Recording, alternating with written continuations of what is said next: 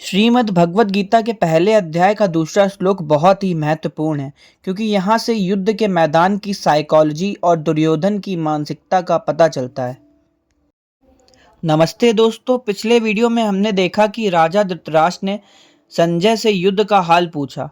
आज हम गीता के श्लोक 1.2 को समझेंगे। ये श्लोक दिखाता है कि जब हम डरते हैं तो हम कैसे रिएक्ट करते हैं। चलिए देखते हैं कि दुर्योधन ने पांडवों की सेना को देखकर क्या किया। हे राजन, उस समय पांडवों की सेना को व्यूह रचना में खड़ा देखकर राजा दुर्योधन ने अपने गुरु द्रोणाचार्य के पास जाकर ये वचन कहे। इस श्लोक में हम 4 पॉइंट्स को डिटेल में समझेंगे। तू का मतलब है लेकिन।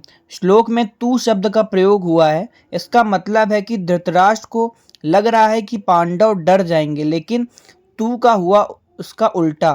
पांडवों की सेना बहुत ही अनुशासित, डिसिप्लिन्ड और मजबूत खड़ी थी। व्युत्थम, पांडवों की सेना कौरवों से छोटी थी, लेकिन उन्होंने अपनी सेना को इतनी अच्छी व्यूह रचना में खड़ा किया था कि दुर्योधन उसे देखकर डर गया। ये सिखाता है कि मैनेजमेंट और स्ट्रेटजी संख्या से ज़्यादा बड़ी होती है।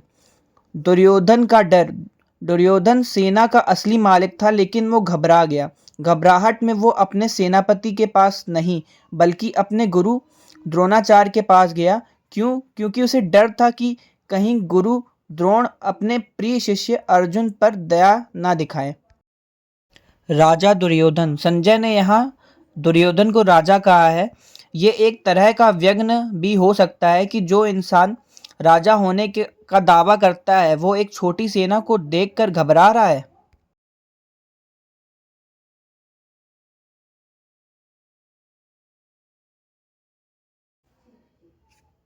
तो दोस्तों, ये श्लोक हमें सिखाता है कि जब हम अंदर से कमज़ोर होते हैं तो हम दूसरों में गलतियां ढूंढने लगते हैं। जैसे दुर्योधन ने गुरु द्रोण को उकसाने की कोशिश की। इंसान की असली पहचान तब होती है जब वो मुश्किल का सामना करता है। दुर्योधन के पास सब कुछ था, फिर भी उसके पास आत्मविश्वास, सेल्फ कॉन्फिडेंस की कमी थी।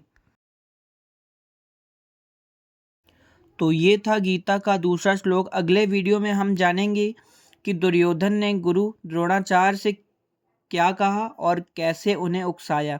अगर आपको ये सीरीज़ अच्छी लग रही है तो जय श्री कृष्णा लिखकर कमेंट करें और चैनल को सब्सक्राइब करें।